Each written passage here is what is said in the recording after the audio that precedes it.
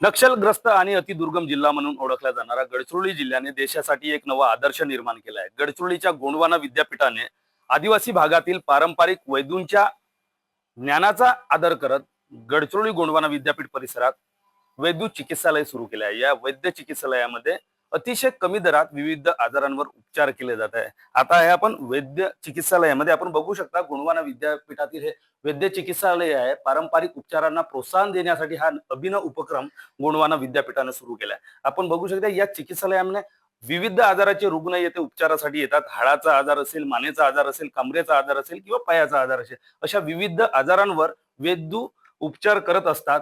ग्रामीण भागातील विविध क्षेत्रातील असे 18 वैद्य या चिकित्सालयामध्ये सेवा देत आहे. गोंडवाना विद्यापीठाने गेल्या काही वर्षापासून हा उपक्रम सुरू केला असून या उपक्रमाला जिल्ह्यातीलच नाही तर चंद्रपूर, भंडारा, गोंदिया या जिल्ह्यातून अनेक आजाराचे रुग्ण या चिकित्सालयामध्ये येत असतात. या चिकित्सालयातून विविध वनस्पतींपासून बनवलेली औषधी हे उपचारासाठी रुग्णांना दिली जाते. नेमका हा उपक्रम कसा आहे हे जाणून घेणार आहोत. माझ्यासोबत आहेत कार्यक्रम अधिकारी स्वप्नील गिरडे. सर, काय सांगाल, हा कार्यक्रम काय आहे, किती दिवस हा उपक्रम चालतो? हां, तर हा वैद्यकीय सुरुवात ॲक्चुअली 2022 पासून झाली आणि मुख्य उद्दिष्ट हे होतं, की जे पारंपरिक वैद्य आपल्या गावागावामध्ये उपचार करत आहेत, त्याचा फायदा फक्त तिथल्या लोकांपर्यंत सीमित न राहता याची प्रसिद्धी झाली पाहिजे. याला कुठेतरी रिकॉग्निशन मिळालं पाहिजे. अ, आणि हे जे प्रॅक्टिसेस करतात, जे यांच्या उपचार पद्धती आहेत, त्याच्यामध्ये युनिकनेस आहेत. वेगवेगळ्या कॉम्बिनेशन्स औषधी वनस्पतींचे हे लोकं यूज करतात. तर ह्या वैद्यूंना त्या प्रॅक्टिसेस किंवा त्यांचे ते फॉर्म्युलेशन्स आहेत, त्यांना एक सायंटिफिक कुठेतरी वैज्ञानिक पुरावा किंवा बॅकग्राऊंड मिळाला पाहिजे. त्या याच्यानी सुद्धा आम्ही वैद्य चिकित्सालया थ्रू हे करतो.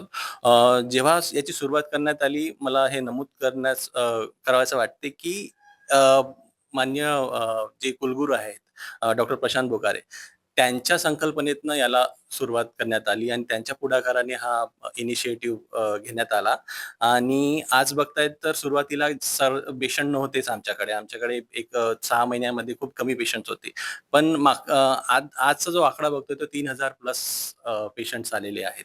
इथं कशा प्रकारे पेशंट येतात, काय जनजागृती कशी केली जाते, ग्रामीण भागातील पेशंट कशी येतात? मोस्टली जी जनजागृती झाली आहे ते लोकांच्याच फीडबॅकने झालेली आहे, लोकांच्याच वतीने. म्हणजे जे इथे इलाज घेऊन किंवा औषधी घेऊन गेलेले आहेत, तेच दुसऱ्यांना सांगतात, तेच त्यांच्या नातेवाईकांना सांगतात, तेच आपल्या गावात सांगतात आणि तेच सगळे लोक परत परत चिकित्सालयाला भेट देतात आणि आपलं जिथे डॉक्टर्स किंवा अफोर्डेबल नाहीये काही गोष्टी आणि काही गोष्टी जिथे मिळत नाहीये, तर त्या गोष्टी इथे स्वस्त दरामध्ये खूप मिनिमल चार्जेस आहेत, खूप जास्त चार्जेस नाहीयेत.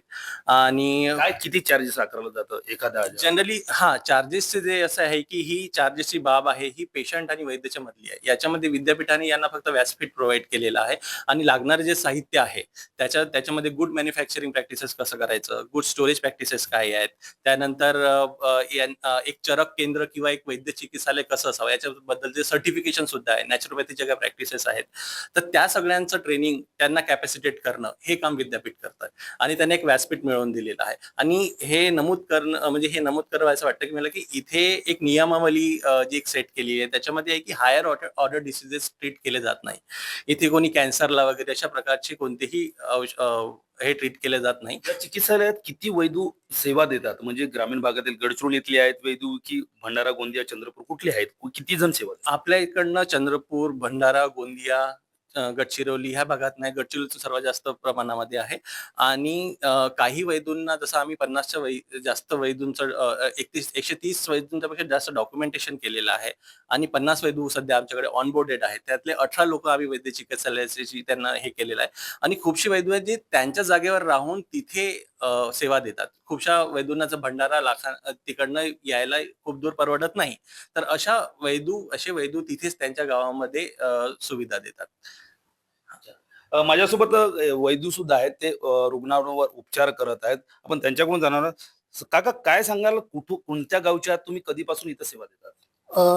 मी हळदेचा आहे सर. माझं नाव रामभाऊ लालाजी राऊत आहे आणि मी हळदेवरून येतो, अपडाऊन करतो आणि वात विकार याच्यावर मी पूर्ण इलाज करतो. हड्डी, शुगर, BP याच्यावर मी आपली नाडी परीक्षण करून मी त्यांना वैद्य चिकित्साची जी आपली वनौषधी आहे ते मी त्यांना देतो. पहिल्यांदा आम्ही 10 दिवसाचे देतो आणि त्याच्यानंतर त्यांना बरा वाटला का म्हणजे आम्ही पुन्हा त्यांना 1 महिन्याचा रिकव्हर देतो आणि घुटण्यालांचा ऑइल सुद्धा आम्ही स्वतःच बनवतो. वनस्पतीपासून, मुळापासून, कंदापासून आणि तो वातनाशक तेल म्हणून आम्ही तो आठवड्यातून किती दिवस सेवा देता येईल? आठवड्यातून 4 दिवस सर. मग मग- कशी तुमची बदल, म्हणजे तुम्ही आज आहात उद्या दुसरं कोण असेल, कसं ठरवलं? हो सर, जसं आता आम्ही ते 12 लोकांची आपली चिकित्सालयाचे आहे. जसं आता आम्ही आज आलो तर कोणी दुसरे वैद्य येऊ शकतात, ते सेवा देतात. ज्यांचे पेशंट ते करतात, आमचे पेशंट आम्ही करतो. प्रत्येक म्हणजे पेशंटला इथे चान्स आहे. आणि त्याच्यामध्ये म्हणजे आम्ही मुक्तेश्वर मुंगाटे आहेत, पवनाताई मुंगाटे आहेत आणि जितेंद्र देशमुख आहेत. हे सुद्धा हड्डी स्पेशालिस्ट आहेत जितेंद्र देशमुख. ते भावनाताई आपली लेडीजवाले आहेत आणि मुक्तेश्वरजी मुंगाटे हे स्क्रीन डिसिजनचे आहेत. सर्वच याच्यावर ते इलाज देतात. ते किती आजारांवर उपचार होतो? जसा पेशंट आपल्याकडे आजार घेऊन येतो सर, त्या काय नेमकं काय? नेमकं म्हणजे वाताचे पेशंट जास्त येतात सर. टोंगडे दुखणे आणि टोंगड्याची झीज होणे याच्यावर जास्त इलाज चालतो सर इथे. नक्कीच पारंपरिक ज्ञान आणि आधुनिक विज्ञानाची सांगड घालत गोंडवाना विद्यापीठाने सुरू केलेले वैद्य चिकित्सालय एक नवा आदर्श ठरत आहे. हा वैद्य चिकित्सालय देशासाठी मॉडेल ठरेल यात शंका नाही. मंगेश भांडेकर, एबीपी माझा, गडचिरोली. एबीपी माझा, उघडा डोळे बघा नीट.